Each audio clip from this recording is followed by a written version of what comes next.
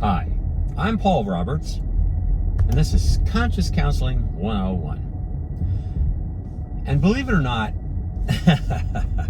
I normally hold back. I hold back.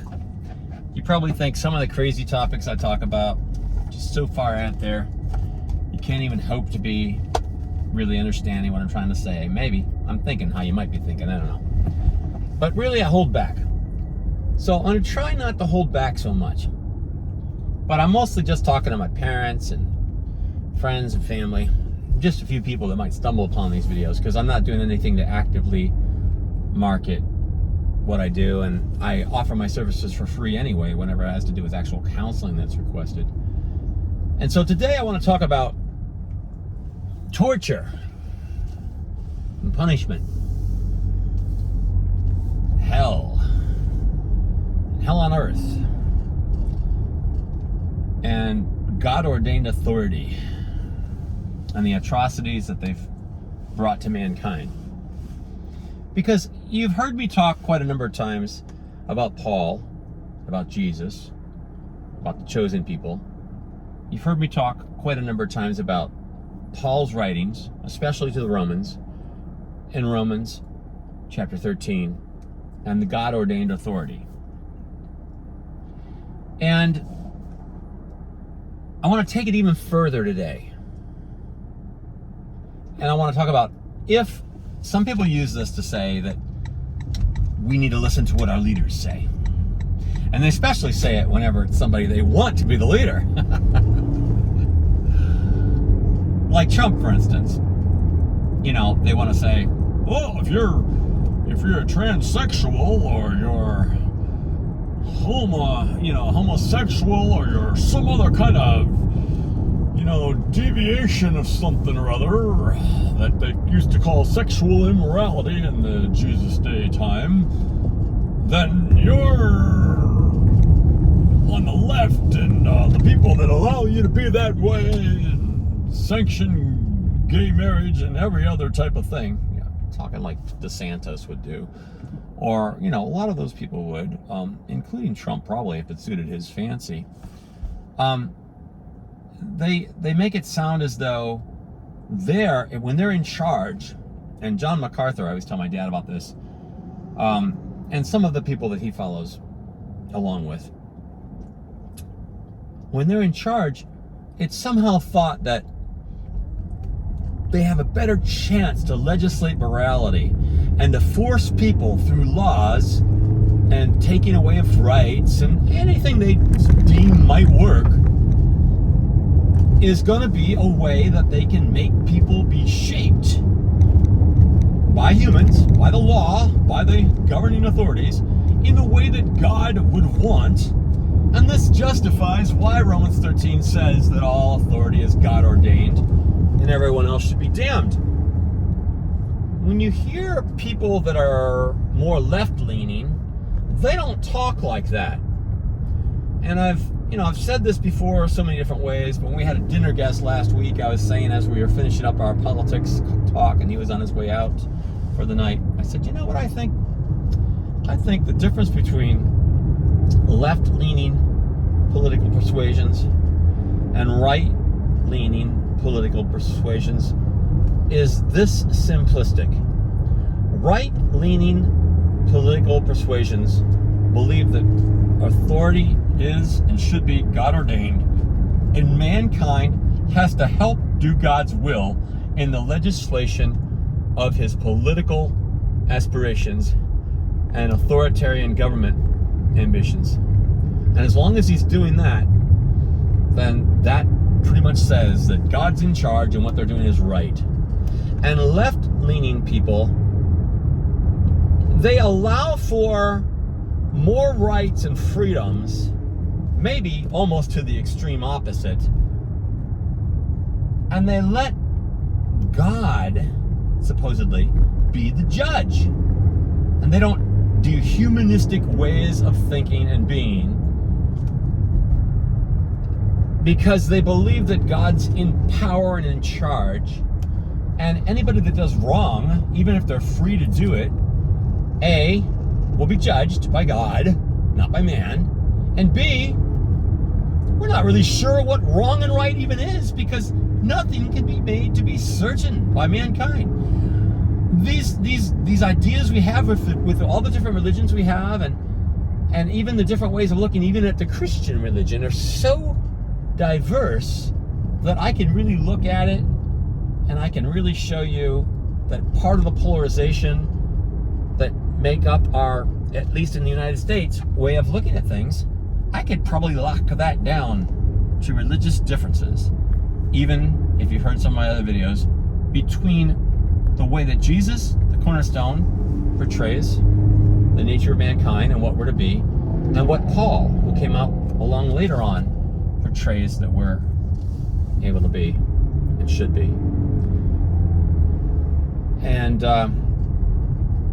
I guess what I'm trying to get at here is, these things aren't known. And by forcing legislation of morality and forcing humanistic evaluation of God and thinking that we have to help him somehow because we're humanizing God and belittling him and not allowing his infinite qualities to really be even really fathomed, we're locking him down and we're trying to run his game for him, God's game, in our politics and our policies. And this is what I have against it, because it isn't that what they're saying isn't necessarily a good thing. We want to establish law and whatnot, and we want to say this is what ideally would be better for mankind. We don't even know this, but I mean, just if we're following some of the writings and the theology that about what we've tried to fathom from our God and whatnot through the ages, we're saying we think God is a controlling God and needs us to help control and make sure that all the things that could be aren't allowed, so that the bad things can't be done by people, so that ultimately they'll be saved. That's what I see on the right-hand side. And I've been spending a lot of time talking to my mom and dad and anybody else that might listen or I might come into contact with about this, because when I saw the rise of Trump and all my family and extended family voted for him, I realized there was a problem, because all the people that I grew up with didn't learn or come to see any of the things that I came to see. They somehow shared a commonality with one another in the family dynamic and the extended family dynamic that just went the way it really already was going. And I don't know whether it's because I've been a lot of different places. I don't know whether it's because I've been an artist and I looked at things in an evaluation manner all the days of my life. I don't know. I don't know that maybe because I've studied Jesus' teaching first, because my wife and I, when we got married, decided that's what we needed to do, because she lost her father at an early age, and we went in for premarital counseling, and the pastor in our premarital counseling showed us the Jewish ways, showed us the Jesus ways, showed us the Paul ways, and my wife felt very uncomfortable with everything but the Jesus ways, and we said, let's go ahead and find out what the Jesus ways are in a much more efficient manner. And that's what we've done for the last 35 years. And it really helped really focus the beam on the cornerstone. And that's where we have spent our time making sense of the rest of it. First, we looked, though, of where Jesus came from and who he was originally talking to, the chosen people. And I'm doing a lot of study now about the different ways that they have fallen. And to the point where Jesus said to the man that would follow him, he said, let me go first bury my mother and father, or whatever. He said, let the dead bury their own dead. He's talking about a dead society, because that wicked and perverse generation wouldn't even see him for who he was, and yet they wanted some miraculous sign of the end days, and he wouldn't give it to them because they weren't warranted to have it. But I'm giving this big intro that's lasted a good long time of this video already to talk to you about torture. And I want to try to segue into it because I was watching some videos the other night on all the torture devices and punishments of mankind, and I'm not going to cover them all. But in the Dark Ages, in various cultures around the world, not just in Christian ones, there has been this great feeling by, quote, those that are in charge, those that have ordained God authority, Romans 13, as Paul was talking about, or what people think he was talking about. I disagree that even if he was talking about it, I don't think it works.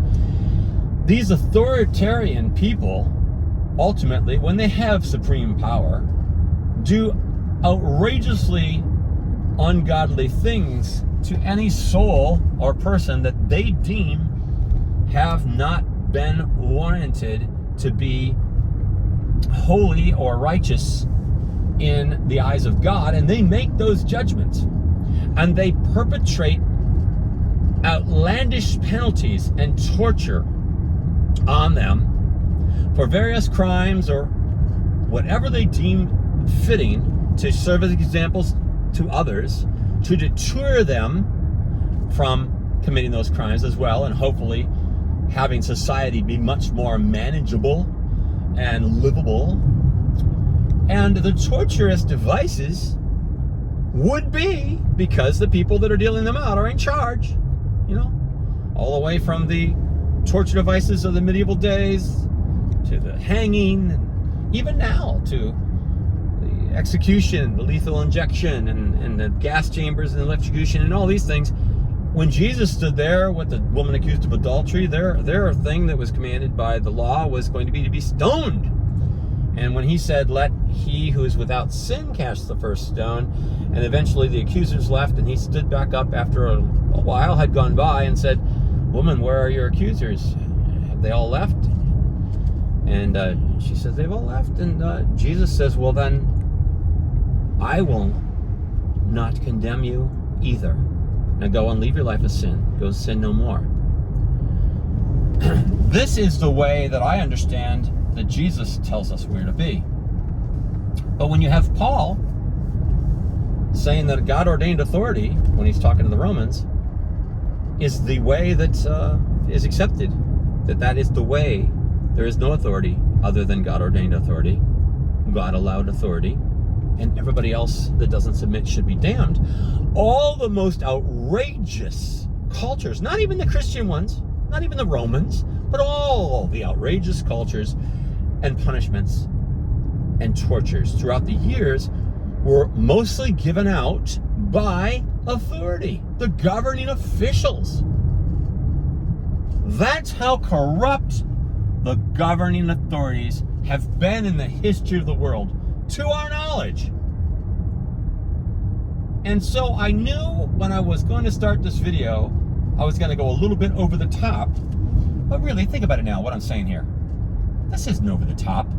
This is just something you never hear talked about in a fundamental church service by the pastor. You don't ever hear it mentioned. But I want you to consider it because I'm mentioning it.